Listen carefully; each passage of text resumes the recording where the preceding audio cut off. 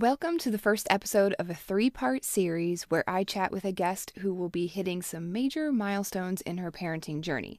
My pal Amanda Dennin is pregnant with her first child, and I thought it would be interesting to check in with her through the first year of motherhood to hear in real time the challenges and successes that she faces. In this episode, Amanda is nearing the end of her pregnancy, so we chat about how her pregnancy went, what she believes labor and delivery will be like, and what she's looking forward to as she prepares to meet her little one. Part 2 of the series will take place 6 months into motherhood, and finally we'll check back in with her 1 year later to get the full picture. And I think this is going to be super interesting, you guys, so I'm ready to get this first part out into the world. Welcome to the This Is Parenting podcast, a show devoted to sharing the roller coaster journey of parenthood from moms and dads all over the world. I'm your host, Andrea Rhodes. Information and show notes about today's episode can be found at thisisparentingpodcast.com. Let's get started. All right, well, I am here today with a friend of mine, an old college friend of mine, and I can't believe we are old enough to kind of say that now, but I'm here with my friend Amanda. How are you doing? Good. How are you? I'm good. So for all the listeners out there, Amanda and I, we go back a little bit, back to our days at Illinois State. Man, can you recall any of that? Oh my gosh, there's a lot I would like to not remember, but it was good times for sure. It was. Amanda and I, we actually spent most of our time together at an internship that we did. And we definitely had some good times and a few rough nights at the bar. I remember a few of those, but overall it was a good Yeah, time. definitely. So as I kind of said in the introduction, I am going to be chatting with Amanda over the next year or so as she goes through her pregnancy and then gives birth. And I'm going to check in with her probably around like the 6-month mark. And then again around year 1, Amanda's having her first baby and I'm so thrilled for her. But I thought it would be pretty interesting to chat with her during certain intervals of that first year because it's just such a roller coaster. So many ups and downs, some highs and lows, and just to get the perspective of a first-time mom in kind of real time, I feel is going to be just be so fascinating. So, Amanda, thank you so much for taking the time to chat with me. This is installment 1 of 3. Yeah, I'm so thrilled you asked, and I'm really excited. All right. Well, let's kind of jump into it where you are in your pregnancy now. Just tell me a little bit about your journey so far. You're not too far away from this little one showing up. So tell me a little bit about it. Yeah, so tomorrow I will be 34 weeks already. It has flown. I cannot believe that we're in the home stretch here. Everything's been going really well. I'm really relieved. I was not sick during my first trimester, which I could not believe how lucky I was. I just know so many of my friends and everyone, all the woes of first trimester. But I was really lucky to not experience any morning sickness, no real nausea or anything. It was pretty blissful, and my second trimester was amazing. I had energy again. I felt like myself. I hardly remembered I was even pregnant. But, now that I'm in my third trimester, I'm feeling some of the aches and pains that come along with the later end of pregnancy. And sleeping's been interesting lately, but I feel, so lucky overall with how things have been going. So these little things have not been a huge deal whatsoever. So tell me a little bit about finding out you were pregnant and what that felt like. Just the energy around seeing that. I don't know, was it a pee stick or however you figured out you were pregnant? But tell me a little bit more about how you were feeling around that time.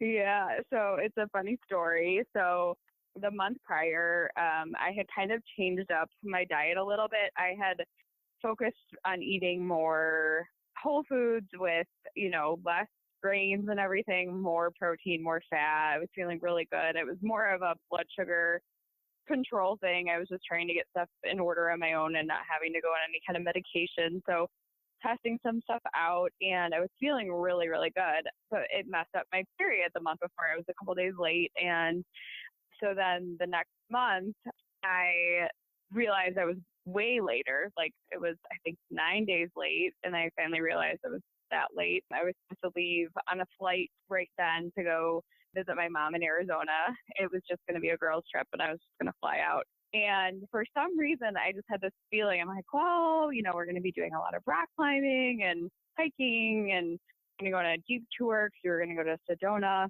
And like, maybe I should take a pregnancy test, but I did not. Like, I didn't think. There was no other signs. I didn't think, I felt different. And I'm really into with my body. So I thought for sure, whenever I got pregnant that I would completely know right away. But no part of me thought I was pregnant. So I was getting ready for work because I planned to work that day and then was going to go to the airport.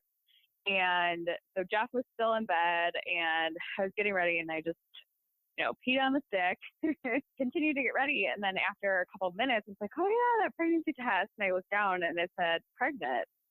And I didn't, I was like, what? No way. There's no way. And then I went to the bedroom and told Jeff, and he proceeded to tell me I'm going to puke. Oh my God. Yeah. So that was funny, but it's one of those reactions that we were both like, what? And then I was like, okay, well, now I'm going to go to work and then I'm going to be gone for a couple days. So good luck digesting that news, and me too. Like we both were kind of like, oh my God, we have this crazy news, and now I had to leave. So yeah, it was crazy. I went to work. I couldn't think. I had to go out at lunch to get more pregnancy tests because I was just like, I need to take more. So I took 3 more while at work, and of course they were all positive. So I was just out of my mind about it. Got on the airplane, and my mom's a flight attendant, so she ended up being the flight attendant on my flight. And the whole time I was like, I want to tell her so bad, but I just wanted to wait until we were alone because I just didn't want her freaking out in the middle of the flight. She's supposed to be the flight attendant and everything. So we get all the way back to her house. I didn't want her driving and me tell her either. So I had to wait until, we got all the way to her house, which was super late at night at this point. And I told her, and she looked at me and she was like, oh, it's a boy. And mind you, I was like 4 or 5 weeks pregnant at this point. I'm like, there's no way she knows. Like, that's just so weird. But it turns out we are having a boy. So I don't know what kind of weird intuition my mom has, but she claims she knew from the get-go that it was a boy. And yeah, I mean, we were so thrilled, and it just was such an unexpected, sweet surprise. And yeah, it was crazy. That is quite the story. And poor Jeff, Yeah. like he's like half asleep, and then you dump this on him. Yes. Yeah. Like I don't even think he realized I was taking the test, let alone that it was going to be positive. So yeah, it was like, oh, I guess you're awake now, type of. I felt bad because then I was like, all right, well, now I'm going to go to Arizona. So bye. Oh, you just left him. Yeah, I know. So yeah, it was kind of crazy. And then the whole time I was in Arizona, I was just freaking out, trying to wrap my brain around everything. And I had posted some photos on Instagram, and my stepmom was looking at them. She was like, something about her looks different. I don't know what it is. And no way. She claims I had a different glow to me or just a different look. And so I don't know if it was because I knew and I was just beaming or what. But once we shared the news with more people, she was like, oh my God, I knew something was different then, So all around, it was really great. Such a great surprise. But yeah, it was really funny how we found out, and then I had to leave. So then tell me about this reunion when you got off the plane again, because I mean, you didn't even have time to talk about it really, right? Yeah. I mean, we both kind of had our own time to process, which was, at the same time, as much as we wanted to be together and stuff, I think it did help both of us really appreciate everything. I had a lot of time to hike and just do different things outdoors. So I just had a different perspective altogether and just really embraced the fact that, this was happening and, hoping that everything was going to be okay, and so scared and happy and all the emotions that you possibly could feel. So once we were able to reconnect again, we were able to talk through it more and just again, be like, wow, I guess this is really happening, and made an appointment with the doctor and everything else to confirm everything. And like I said, we just had to figure all that stuff out, but it worked out so great. So after the shock wears off a little bit and you are both obviously thrilled and excited, what kind of pregnant woman are you? Are you a big planner? Like, did you immediately go into, I must get all of the things ready, I must read all of the books, I must prepare? How did you kind of approach the next couple of months? I know you know this from college, but I'm super type A, and I like plan everything, and I'm so, organized, all this stuff. For whatever reason with my pregnancy, I've been really opposite as far as like, I've gotten some resources, but we haven't done like any of the classes. I don't have a birth plan, and I'm not planning on one just because I really just want to keep an open mind, and I don't want to be so rigid in something and then be disappointed. And so there's things that I'm surprised that I haven't been super crazy about, which I figured I would be just because of my personality and how I am with other parts of my life. But it's been a really laid back experience for the most part. I mean, there's a lot that's obviously out of my control, and I've just kind of embraced that. But yeah, I'm shocked at how different. I thought I would be reading all the things that I mean, yeah, of course, I'm Googling stuff randomly if I have a random ache or pain, or just to find out about something, which, can be great and horrible at the same time. Google will tell you that everything's great or everything's, you're going to die and it's horrible. So I try to not do that as much as possible. We do have some books that I got when we first found out, but I haven't even finished one of them. Like, I started reading, but I kind of just really just been embracing each new week and taking it as slow as I can and not trying to get super freaked out. We do finally have the nursery together. We both had some time off around the holidays, so we were able to get the nursery together, get some stuff washed, get stuff organized. We do have a hospital bag packed. So there is some stuff that I don't want it to sound like I haven't done anything, but I've been a lot more laid back than I ever thought I would be about it. So it's kind of been interesting. Yeah, so you're not like in denial, but you're also just being like really laid back. Yeah. And I'm glad I am, because I just know how I can get. And, of course, there's some weird stuff that I'm like, oh my gosh, I have to do this. And, there's one mirror that's not hung in the nursery, and I'm obsessing over the fact that it's not hung up on the wall yet. But it's like, why does that matter? But I don't have anything else done. You know what I'm saying? Man, yeah, So it's that nesting. That nesting is for real. Yeah. Yeah. There's been some of that, but yeah, I've actually been really proud of myself for, how laid back I've been. I mean, maybe to my own detriment at the same time, like, maybe I should have a little more things prepared, but we're figuring it out, and we're figuring it out together. So we've got a good dynamic, and we balance each other out really well. So it's been good. I love it. So tell me a little bit more. I think it's really interesting, and it's a really cool approach about just kind of letting the birth plan unfold as it needs to be, and not really being so stuck on something that may not work out. So tell me a little bit more about that approach and kind of what you hope to happen, even though you are just keeping an open mind about it. Yeah. So before I got pregnant, I've known pretty much, I would say 8 or 9 years now. I have a uterine abnormality. And so from the get-go, before I ever got pregnant, I knew that it would probably be hard for me to conceive. And then if I did get pregnant, I may have a lot more complications along the way. So I was always considered high risk. And so to find out we were pregnant, I couldn't believe it, because I always thought, and I had it in my head, it was a story I always told myself, that it was going to be impossible for me to get pregnant.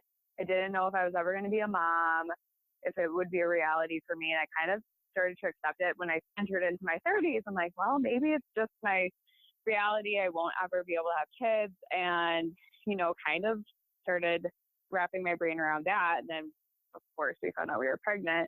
But knowing I was high risk, I had to do a lot of extra screening in the beginning. And I was really terrified. I didn't share our news. I don't think until I was like 16 or 17 weeks pregnant. Like we, of course, told friends and like really close friends and family, but as far as like publicly announcing, we didn't say anything just because I was so scared at first.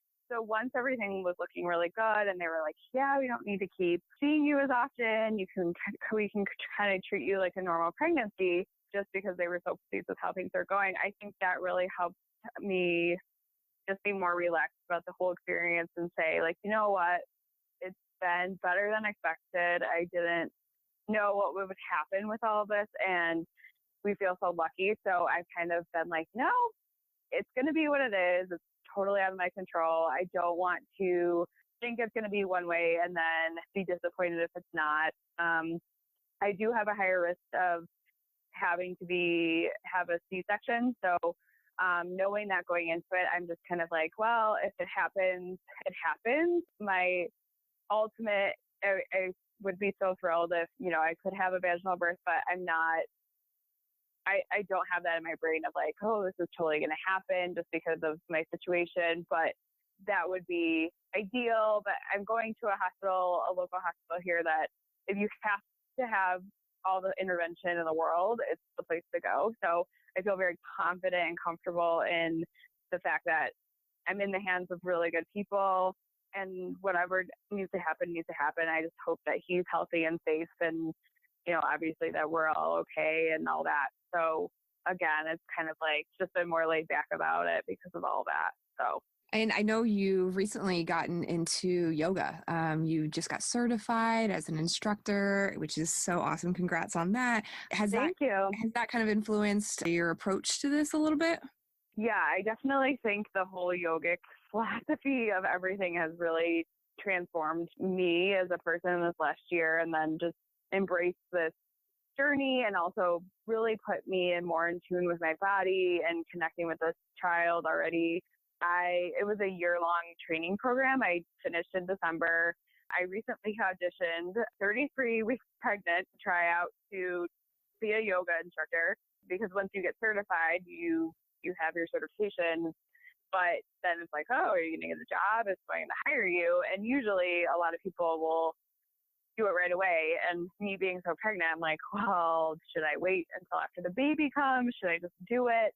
And I figured, heck, I got through, this year of training. I grew this child, during most of my training. I was pregnant and I was able to get through it all. Why not put myself out there and do the scary thing and, audition this pregnant? And I ended up getting an offer to take on a class, which I'm really excited about. But it's really helped ground me. It's really helped me just embrace what is, be more mindful, be more in tune with my body. Like I said, I feel like I know myself so well. And so just really embracing what's happening and the changes that are happening. And yeah, I think it's really helped me chill out a little bit too, which is what I needed. I'm not perfect and there's days where I get really stressed out, but yoga has really centered me a lot. And I think a lot of my newfound zen and attitude to all of that. So for me personally, it's been great. And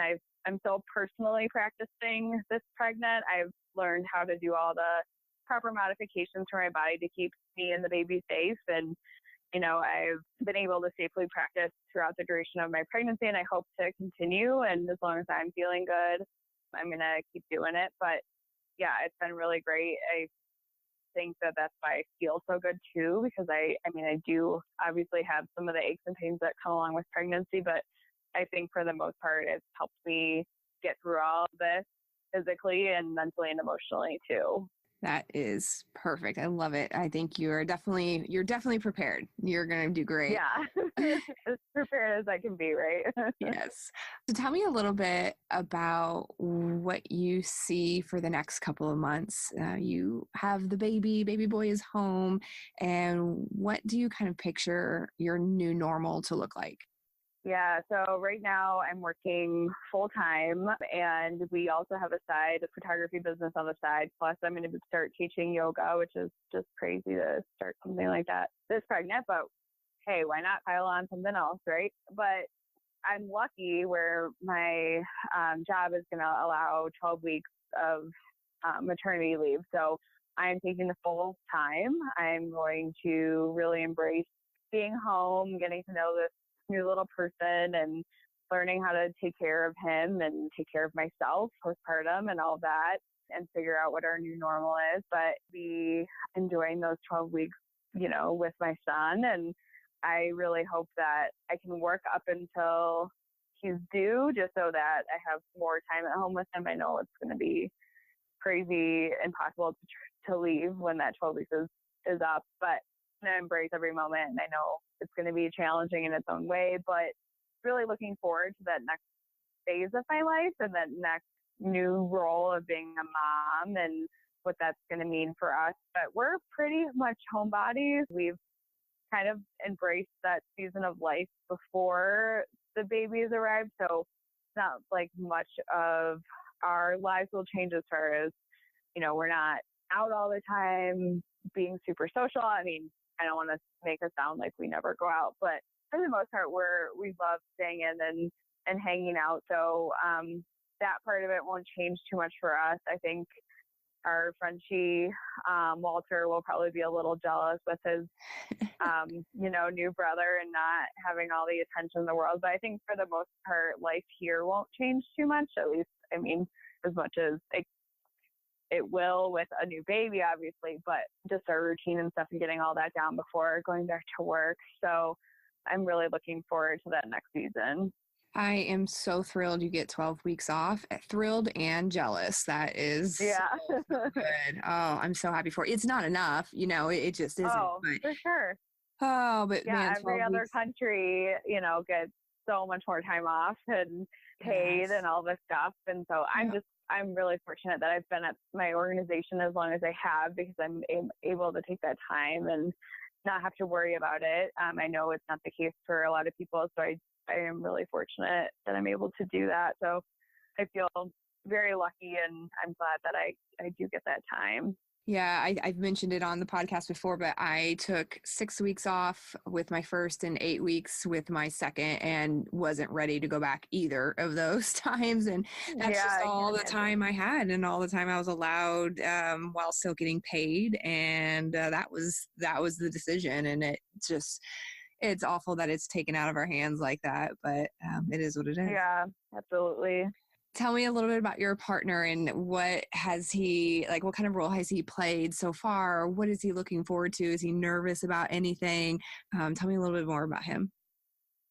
So Jeff is great. We totally balance each other out. He's the calm Zen one where I'm usually the, freaking out about stuff. Like we really balance each other out well. And then when he freaks out about something, I'm the calm, cool, collected one. So we actually, anytime that one of us needs to be calm, there is that person. So I'm confident that once the baby gets here, at least one of us will feel like we've maybe got it together. I don't know. At least I hope that dynamic stays that way. But, just seeing him talk about becoming a dad has just been so great. Like he's really excited, of course, nervous because who wouldn't be with all the things changing, but he's really excited about this next phase of his life too. And I think that is going to be an incredible dad. I mean, even the way he takes care of me, being so pregnant, and our dog, which, anyone who has a dog knows it's like your fur child, and he's so great with him. And I know that he's going to be an incredible dad, and I can't wait to see him in that role. I think, I'm so in love with him already, and I just know it's going to completely change everything too, in the greatest ways. So really happy to have the support. He's been there for, all the ups and downs that come along with being pregnant and going through different appointments and everything, and entertains the whole, oh, how cute is this thing or whatever, and embraces all that too. So yeah, it's been great, and it's been great for our relationship. It's really strengthened our relationship a lot to be going through this because we've had a lot of ups and downs along the way with just other outside factors beyond our pregnancy, just life stuff, and it's just made us stronger. So I'm really excited for this next chapter for both of us. So he already understands to feign interest over this, dumb shit that you care about, right? Yeah, exactly. I'm like, oh, I want to order these cute little shoes. And he's like, oh yeah, whatever, it's like, but he loves it too, because it's like, oh, those are so cute, whatever. So it's, yeah, totally dorks out with me, but it's fun. The whole thing has been fun. So let's make a prediction now, because I think what's kind of fun about this episode series is that, we're talking about this in real time, and so we don't know what the future holds, but we can make some fun predictions and see if it pans out. So let's talk about Jeff in the delivery room. Do you think he's going to be like just game for it, like just really into it? Is he going to be one that's going to pass out? What's it going to be? Oh my gosh. Well, considering he told me he was going to puke when I told him I was pregnant, I have a feeling that he's like not going to be the one that's going to be like, all right, bear down, let's go. I don't know. I mean, he's really good in emergency situations though. So I feel like I'm the one that almost freaks out a little bit more when he can be a little bit more calm. So I'm hoping that in the delivery room that this prediction is right, that, I have asked him, I'm like, oh, is he going to cut the umbilical cord? And he kind of gets all squeamish and green in the face about it. But maybe he'll surprise us. And when you check back in with me, he will have cut the umbilical cord and not passed out and all those good things. But I think he's really a strong man, so he'll pull through. But yeah, I think he'll be a really good support system for me, no matter what kind of situation we end up in. And he's already come up with different solutions of like, oh, well, the hospital bag should be in my car, because no matter what, like if I have to pick you up, or if you get dropped off at the hospital or whatever, we'll probably have my car. It makes more sense. He is very logical. He thinks of these things, and I'm like, wow, I really appreciate that you thought that through, because I would have, the bag in the house, and I would never think of that kind of situation. So he likes to think of all the different possible scenarios, which sometimes freaks him out a little bit, but at the same time, he can prepare a little bit more. So I think he'll do just fine. Well, if it's any consolation, my husband, he is very squeamish around needles. And so I, with that information, really felt like he was not going to make the cut, like in the delivery room. So with my first, I had an epidural, and with my second, I didn't. And with the first, that's a big needle. And so we had him step outside the room so he didn't see it, and he was fine, but he was still just a little bit squeamish about the whole thing. And then I'll be damned, whenever we really got into the nitty gritty, he was in it to win it. And with both kids, he was like, he loved it. He was so into it and just completely involved. And I was so shocked. That's awesome. So there you go. That's so great. They might step up. He might step up and surprise you. Yeah, no matter what. I mean, I know he'll be a great support system and all that. So we'll see how this whole thing ends up going. But yeah, he'll do great. Yay. Okay, well, I'm really excited to see how it all turns out. Wishing you the best for delivery, and everything goes well and everybody's healthy, happy, and safe. And we will check back in with you around the 6-month mark. Sounds great. Thanks so much for having me. Thanks, Amanda. A big thank you to Amanda Dennin for joining me today. This is part 1 of 3 in this series, where we will follow Amanda throughout her first year of being a mom. I'll be checking back in with her at the 6-month mark and the 1-year mark to see how it's all going. So stay tuned for more episodes with Amanda. And I'd love some feedback from listeners out there. Do you like hearing this type of series? Do you want more episodes like this one? I am always open and look to you to give me guidance on the type of guests I bring on and what we chat about, so be sure to reach out with suggestions. You can email me at hello@thisisparentingpodcast.com or find me on Instagram under the handle @selfies2selfless. And while you're at it, don't forget to leave a review and rating. The podcast gods love reviews, and the more there are, the more my podcast gets shown to new listeners. Thank you for tuning in to the This Is Parenting podcast.